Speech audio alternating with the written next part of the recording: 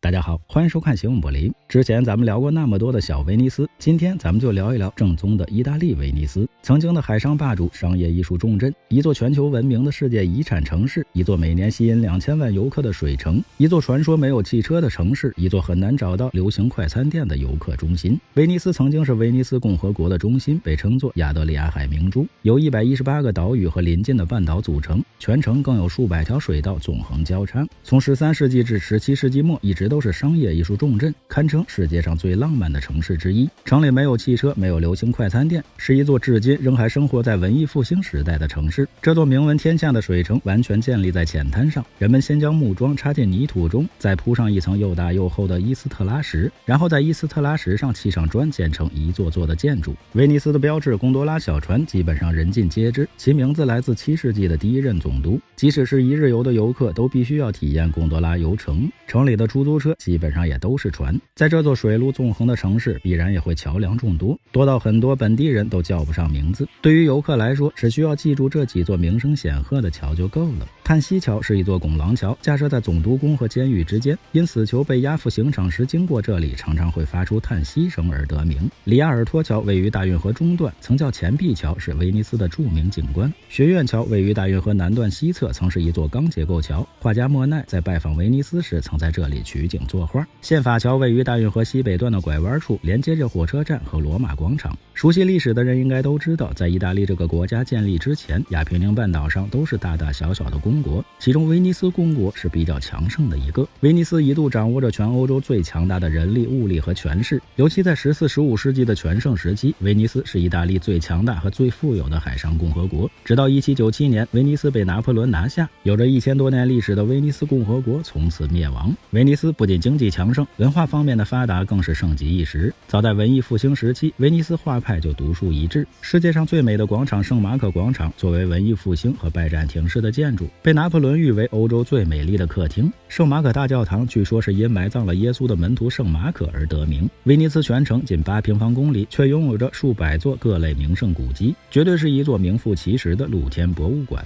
当然，除了主岛之外，威尼斯还有一座彩色岛，岛上各种绚丽色彩的房屋是最吸引人的。他们把这座小岛塑造成了一个完美的童话世界。近些年，曾经的海上霸主和商业中心威尼斯正面临着被观光客彻底改变的危险。每年约有2000万名游客涌入威尼斯，太多的低质量旅游让这座城市的居民有被淹没之感。1951年，本地威尼斯人是17.5万，如今只剩下不到5万。大量的客栈将本地人逼出威尼斯，当地人流传，想要得到威尼斯，你只能起得足够早。同样，为了提高旅游质量，维持威尼斯城市形象的端庄与传统，近年来威尼斯政府开始禁止再开设售卖土耳其烤肉、炸肉丸、切片披萨或其他快餐的食品店或餐厅。一是因为游客数量太多，这些快餐造成了大量的食物浪费和包装垃圾等问题；二是因为这些多为高热量的油炸煎烤食品与威尼斯一贯的美食传统相违背。更重要的原因是想遏制人们聚集在热门景点周围大嚼外卖食品的现象。对此，政府官员表态，一些游客在所到的任何地方随意吃喝，他们看上去并不关心我们的城市。而这些便宜的快餐食品不会被怀念太久，因为他们多是那些来去匆匆的游客的选择。真正喜欢的人们会坐下来悠闲地品尝地道的意大利美食。旅游业能给当地带来大量的就业机会和收入，但同时也会给当地人和当地环境带来更多的烦恼。游客是自由的，吃喝住宿本应随心所欲，但却不自觉地影响到了别人，影响到了环境。这个矛盾从来都是天然存在的，除非放弃一切向前看，才可能有所缓解。但你觉得这可能吗？来次旅行长一点姿势，有什么问题请留言，欢迎转发点个赞。最后别忘了下期内容更精彩，我们形影不离。